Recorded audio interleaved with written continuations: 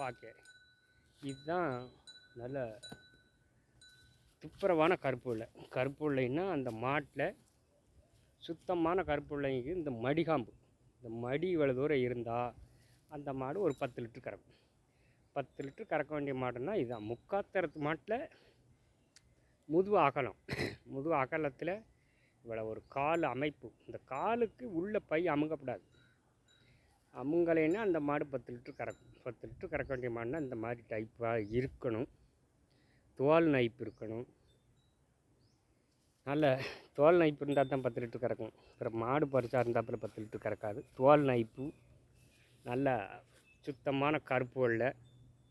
ஃபீரிட்டு கருப்பு வெள்ளைங்கிறது இது தான். ஃபீரிட்டு கருப்பு வெள்ளை, ஒரிஜினல் கருப்பு வெள்ளை. 10 லிட்டர் கறக்கணும்னா இந்த டைப்பான மாடாக இருக்கணும். நல்ல தலைச்செட்டு, நல்ல தலைச்செட்டு.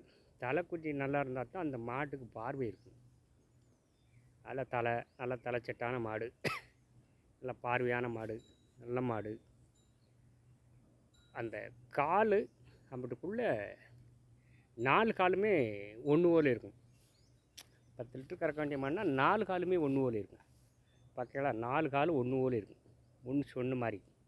அதான் அந்த மாடு நல்ல மாடு, தரமான மாடு. இந்த வீடியோ பிடிச்சா ஒரு லைக் பண்ணுங்கள்.